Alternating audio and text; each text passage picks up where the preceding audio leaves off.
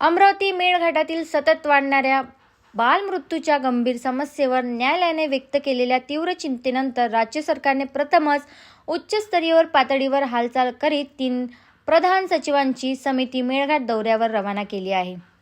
आज होणाऱ्या या महत्त्वपूर्ण दौऱ्यात सार्वजनिक आरोग्य विभाग, महिला व बालकल्याण विभाग तसेच आदिवासी विकास विभागाचे प्रधान सचिव स्वखर्चाने प्रत्यक्ष पाहणी करणार असून मेळघाटातील आरोग्य व्यवस्थेतील त्रुटी, पोषणाभाव स्थिती आणि प्रशासनिक अडचणी संपूर्ण आढावा घेणार आहे।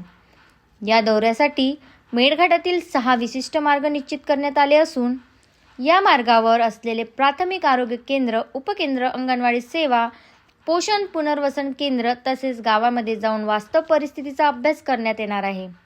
सदर दौऱ्यात अमरावती विभागीय आयुक्त, जिल्हा अधिकारी आणि जिल्हा परिषद मुख्य कार्यकारी अधिकारी संजिता महापात्रा यांच्यासह स्थानिक प्रशासनाचा मोठा ताफा सहभागी होणार आहे।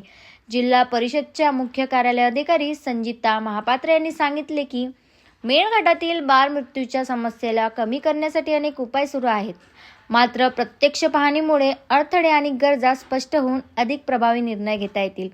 या दौऱ्याद्वारे पोषण योजना, आरोग्य सुविधा, कर्मचाऱ्यांची उपलब्धता, औषध साठ्यांची परिस्थिती, मातृशिशु आरोग्यातील तूट, आदिवासी भागातील संपर्क समस्या आणि पायाभूत सुविधांचा सखोल अभ्यास करण्याचा सरकारचा उद्देश असल्याचे प्रशासनाने स्पष्ट केले। मेळघाटातील बालमृत्यूचा मुद्दा राज्यात आणि देशभरात वेळोवेळी चर्चेत येत असतो।